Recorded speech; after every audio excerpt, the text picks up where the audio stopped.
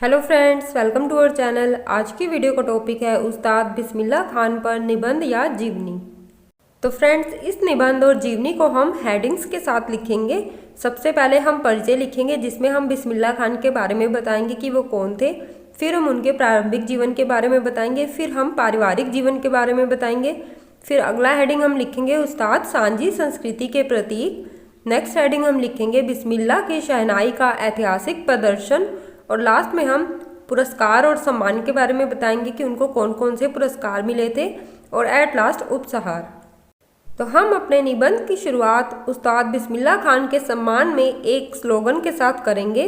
Slogan हमारा इस तरह से है, लाल किले पर शान से तिरंगा जब लहराया था, उस्ताद की शहनाई ने क्या खूब समा बंधाया था।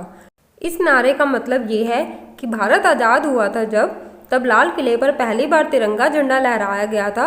तो उस्ताद ने वहाँ पर शहनाई कार्यक्रम किया था, शहनाई बजाई थी और उनकी शहनाई से वहाँ पर खूब रौनक लगी थी। तो चलिए हम अपना परिचय शुरू करते हैं।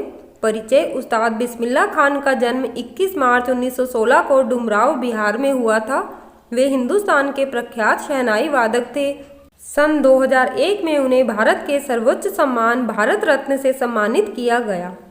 वह तीसरे भारतीय संगीतकार थे जिन्हें भारत रत्न से सम्मानित किया गया है।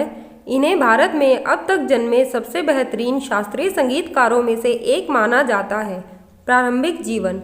बिस्मिल्लाह खान का जन्म बिहारी मुस्लिम परिवार में पैगंबर खान और मिठन भाई के घर बिहार के डुमराव के टेडी बाजार के एक किराए के मकान में हुआ था।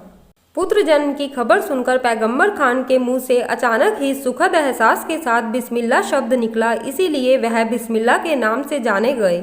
हालांकि उनका बचपन का नाम कमरुद्दीन था। उनके खानदान के लोग दरबारी राग बजाने में माहिर थे।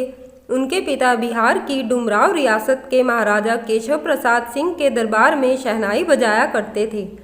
6 साल की उम्र में बिस्मिल्लाह खान अपने पिता के साथ बनारस आ गए। वहाँ उन्होंने अपने मामा अली बख्श विलायती से शहनाई बजाना सीखा। उनके उस्ताद मामा विलायती विश्वनाथ मंदिर में स्थायी रूप से शहनाई वादन का काम करते थे।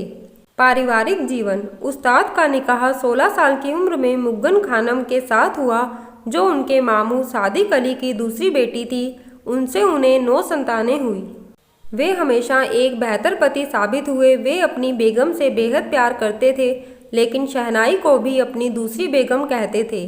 66 लोगों का परिवार था जिसका वे भरण पोषण करते थे और अपने घर को कई बार बिस्मिल्लाह होटल भी कहते थे। लगातार 30-35 सालों तक साधना, 6 घंटे का रोज़ रियाज उनकी दिनचर्या में शामिल था। अली बख्श मामू के निधन के बाद खान साहब ने अकेले ही 60 साल तक इस साज को बुलंदियों तक पहुंचाया। उस्ताद सांझी संस्कृति के प्रतीक। बिस्मिल्लाह खान शिया मुसलमान थे। वे अल्लाह और सरस्वती दोनों के उपासक थे। 2 प्रमुख स्थानों वाराणसी शहर और गंगा नदी ने उनके जीवन पर काफ़ी गहरा प्रभाव डाला। वे काशी के बाबा विश्वनाथ मंदिर में जाकर तो शहनाई बजाते ही थे, इसके अलावा वे गंगा किनारे बैठकर घंटों रियाज भी किया करते थे। वे 5 बार के नमाजी थे, हमेशा त्योहारों में बढ़ चढ़कर भाग लेते थे, पर रमजान के दौरान व्रत करते थे। वे जात पात को नहीं मानते थे, उनके लिए संगीत ही उनका धर्म था। वे सही मायने में हमारी सांझी संस्कृति के सशक्त प्रतीक थे। बिस्मिल्लाह खान की शहनाई का ऐतिहासिक प्रदर्शन। भारतीय शास्त्रीय संगीत में शहनाई को बहुत ही महत्व दिया गया और इस बदलाव का श्रेय अकेले बिस्मिल्लाह खान को ही जाता है। उन्होंने 15 अगस्त 1947 को दिल्ली में लाल किले पर शहनाई वादन किया, जो इनके सबसे ऐतिहासिक प्रदर्शनों में से एक है। उन्होंने 26 जनवरी 1950 को भारतीय गणतंत्र दिवस के अवसर पर भी अपनी शहनाई का प्रदर्शन किया। अपने प्रदर्शन के साथ उन्होंने पूरे विश्व के दर्शकों का मन मोह लिया। पुरस्कार एवं सम्मान। अपने जीवन में उन्होंने कई पुरस्कार और सम्मान प्राप्त किए थे। इनको 1956 में संगीत नाटक अकादमी अवार्ड, 1961 में पद्मश्री, 1968 में पद्म भूषण और 1980 में पद्म विभूषण से सम्मानित किया गया था। भारतीय शास्त्रीय संगीत के इस गुरु को 2001 में भारत के सर्वोच्च नागरिक सम्मान भारत रत्न से सम्मानित किया गया। उस्ताद ने कन्नड़ फिल्म सन्नादी अपन्ना के लिए शहनाई वादन किया। इसके अलावा इन्होंने सत्यजीत रे की फिल्म जल सागर और हिंदी फिल्म गूंज उठी शहनाई में अपनी शहनाई की भूमिका निभाई। उपसहार: बिस्मिल्लाह खान कबीर की परंपरा वाले बनारस के सबसे सच्चे वारिस थे। उस्ताद कहते थे, पूरी दुनिया में चाहे जहाँ चले जाएं, हमें सिर्फ हिंदुस्तान दिखाई देता है और यहाँ चाहे जिस शहर में हों, सिर्फ बनारस दिखता है।